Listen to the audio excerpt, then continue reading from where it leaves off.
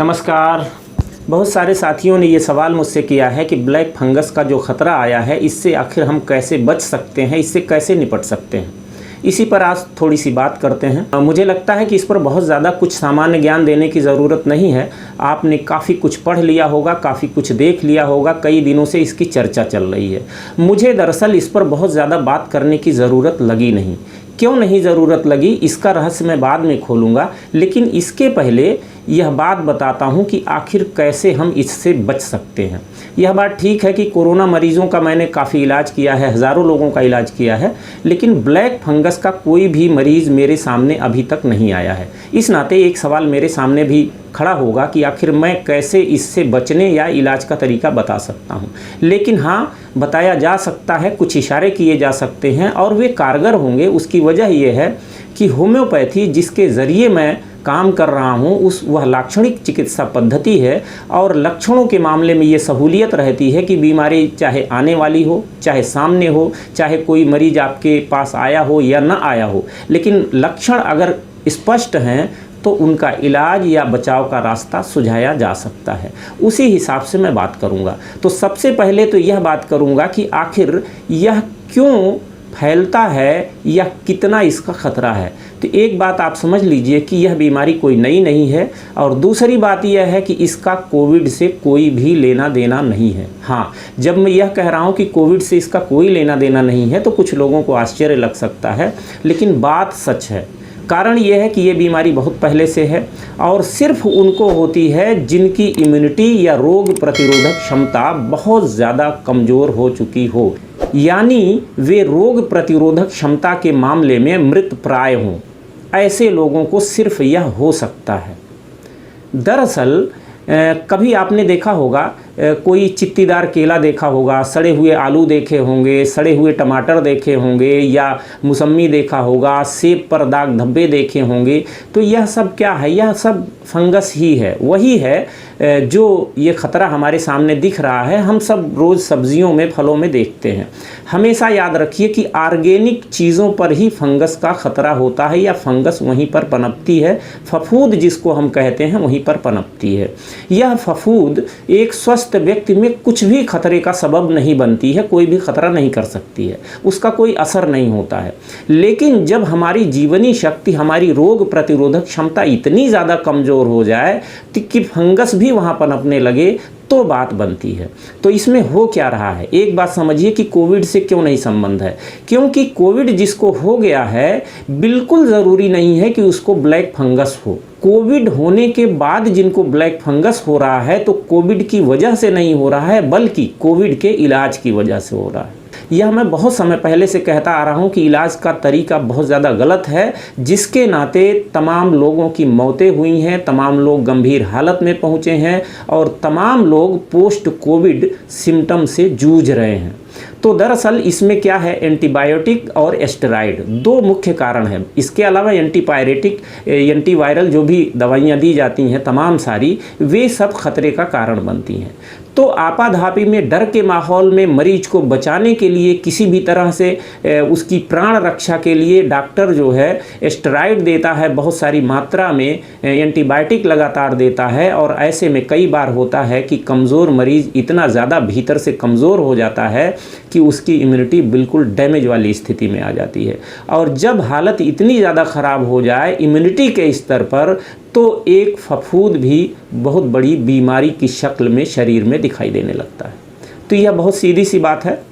इसके लक्षण बहुत सारा कुछ आपने जान ही लिया होगा कि कैसे नाक के ज़रिए जाता है, किस तरह से ये फेफड़े में असर कर सकता है, किस तरह से आँखों में असर कर सकता है, आंतों में भी असर कर सकता है, त्वचा में भी असर कर सकता है, लीवर में भी असर कर सकता है। कई इलाके फफूंद के हो सकते हैं असर के, लेकिन इस समय जो मुख्य रूप से दिखाई दे रहा है वो चेहरे पर और आँखों के आसपास दिखाई दे रहा है। कई बार ऑपरेशन की नौबत आ रही है। तो ऐसे में जाहिर सी बात है कि एक नई महामारी का खतरा हमारे देश के सामने पैदा हो गया है, जो कोविड की वजह से नहीं है, बल्कि कोविड के गलत या कुछ अतिरिक्त इलाज की वजह से है। इस बात को गंभीरता से समझ लेने की ज़रूरत है। और इस नाते यहीं पर यह भी समझ लेने की ज़रूरत है कि जब हम महामारी में इलाज की बात करते हैं तो बहुत संभल कर करने की ज़रूरत है कि कहीं ऐसा न हो बचने के लिए जिस आपाधापी में हम पड़ रहे हैं वह और ज़्यादा बड़ी मुसीबत हमारे सामने ले आए, ब्लैक फंगस जैसी बीमारियों के रूप में। तो अब बात ये करता हूँ कि आखिर ब्लैक फंगस अगर सचमुच किसी को हो जाए तो उससे कैसे हम बच सकते हैं। देखिए, होम्योपैथी में कुछ रास्ते हैं, कुछ चीज़ें हैं, बचाव के कुछ रास्ते हैं। और बचाव के रास्तों में पहली बुनियादी बात ध्यान देने की है कि हमको किसी भी तरह से अपनी इम्यूनिटी या रोग प्रतिरोधक क्षमता को बढ़ाना है। और यह ज़रा भी बढ़ गई, कुछ भी ऊपर आ गई, तो आप यकीन मानकर चलिए कि ब्लैक फंगस का कोई भी खतरा आपके ऊपर नहीं आने वाला है। तो अब इम्यूनिटी कैसे बढ़ेगी? दो चीज़ें हैं यहाँ पर। यह भी समझ लीजिए कि जिनका भी इलाज होम्योपैथी से या नेचुरोपैथी से हुआ है उनको कभी भी ब्लैक फंगस का कोई भी खतरा नहीं हो सकता। और उसका कारण ये है कि ये दोनों पद्धतियाँ आपकी इम्यूनिटी को डैमेज नहीं करती हैं, उनको समाप्त नहीं करती हैं, उनको कमज़ोर नहीं करती हैं। उल्टा जब आप होम्योपैथी और नेचुरोपैथी के ज़रिए ठीक होते हैं तो आपकी इम्यूनिटी यथावत रहती है, बल्कि कई बार और ज़्यादा बढ़ जाती है। कारण उसका यह है कि हमारा शरीर जो डिज़ाइन है वह दरअसल आहार के आसपास की चिकित्सा के लिए डिज़ाइन किया गया है। तो जो हमारा आहार है, स्वाभाविक आहार है, उसके आसपास जो भी चिकित्सा बैठेगी वह कभी भी आपकी इम्यूनिटी को डैमेज नहीं करेगी, समाप्त नहीं करेगी। तो इसी नाते अगर आपने होम्योपैथी और नेचुरोपैथी से अपना इलाज कराया हुआ है तो आप निश्चिंत रहिए, कोई भी ब्लैक फंगस आपके ऊपर खतरा बनकर नहीं आने वाला है। उन्हीं को खतरा है जिनकी बहुत ज़्यादा दवाएं एलोपैथी की चली हैं, एंटीबायोटिक चली हैं, स्टेरॉइड चले हैं। ऐसे ही लोगों को यह खतरा हो सकता है, लेकिन उनमें भी उन्हीं को खतरा हो सकता है जिनको हद से ज़्यादा दवाएँ दी गई हैं, जो बहुत ज़्यादा भीतर से कमज़ोर हो गए। तो ऐसे लोगों को क्या करना चाहिए कि जिनको अभी नहीं है उनको अपनी इम्यूनिटी बढ़ाने पर काम करना शुरू कर देना चाहिए। और उसका तरीका क्या है, मैंने बहुत आसान से तरीके तमाम अपने वीडियो में बताए हुए हैं और उन्होंने ज़बरदस्त काम किया है। ज़बरदस्त एक आसान तरीका जिसको लोगों ने आजमाया है और बहुत बढ़िया ज़बरदस्त पाया है। मेरे पास रोज़ ही फ़ोन आ जाते हैं कि हमने साहब ये तरीका आजमाया है और कोरोना के बीच में हमारे परिजन जो कोरोना से ग्रस्त थे उनके बीच जाते रहे, अस्पताल में मिलने जाते रहे, फिर भी जो है हम बचे रहे। तो वो तरीका आसान सा क्या है जिसको मैं कई बार कह चुका हूँ, आपके घर में मौजूद है, कोई उसमें पैसा नहीं लगना है, बिल्कुल सस्ता आसान सा जिससे आप अपनी इम्यूनिटी को बढ़ा सकते हैं। तो वो तरीका है, एक तो हल्दी, आधा चम्मच हल्दी सवेरे गर्म पानी से लेना, या हल्दी की गोली आप बना लीजिए, एक गोली हल्दी की, दूसरा नीम की पत्तियां पीस कर उसकी भी गोली बना लीजिए, 2 मटर के दाने, 2 मटर के दाने आप हल्दी की गोली बना लीजिए, 2 मटर के दाने के बराबर आप नीम की गोलियां बना लीजिए। इन दोनों को एक एक गोलियों को आप जो है गर्म पानी के साथ सवेरे सवेरे पहली बार ले लीजिए। और गर्म पानी में चाहें तो 1 चम्मच आप शहद मिलाकर भी उसके साथ ये गोलियां ले सकते हैं। इसके 1 आध घंटे बाद ही कुछ नाश्ता वगैरह सोचिए करने की। तो इस तरह से आपकी इम्यूनिटी, और ये दोनों चीज़ें आप समझिए ज़रा सा, ब्लैक फंगस या तमाम तरह की इस तरह की जो बीमारियां हैं आपके खून पर बहुत ज़्यादा असर करती हैं। और ये दोनों चीज़ें ब्लड प्यूरीफायर हैं, एंटीबैक्टीरियल हैं, एंटीवायरल हैं। तो नीम और हल्दी दोनों मिलकर आपके रक्त को सही करती हैं और आपके भीतर बैक्टीरिया या फंगस या वायरस इन सब के आक्रमण को रोकने का काम करती हैं। तो एक तो इम्यूनिटी बढ़ाने का बढ़िया तरीका, आसान सा तरीका यह है, इसको आप करना शुरू कर दीजिए।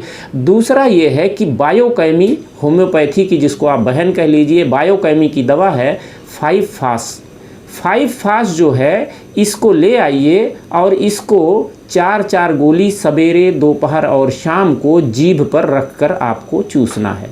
चाहें तो जब जीभ पर रखें तो 1 चम्मच गुनगुना पानी रख लें मुंह में तो और अच्छा असर करती है, लेकिन कोई दिक्कत नहीं है, केवल 4 गोली जीभ पर रखकर चूसना है। आधे घंटे पहले और आधे घंटे बाद में दवा लेने के कुछ भी खाना पीना नहीं है, इतना आपको ध्यान रखना है। तो ये आसान सा तरीका है। और इस 5 फास्ट में दरअसल कई ऐसी दवाएं हैं जो आपको भीतर से काफ़ी मजबूत करती हैं। छोटे बच्चों को 5 फास्ट लगातार दिया जाए तो उनकी हड्डियां मजबूत होती हैं, उनकी इम्यूनिटी मजबूत होती है, उनकी दिमागी ताकत तेज़ होती है, तो बच्चों के विकास में भी यह बहुत ज़बरदस्त काम करता है। तो 5 फास्ट जो है कई तरह से बेहद फ़ायदेमंद है। इसमें फेरम फास्ट है, मैग्नीशिया फास्ट है, नेट्रम फास्ट है, कलकेरिया फास्ट है और काली फास्ट है।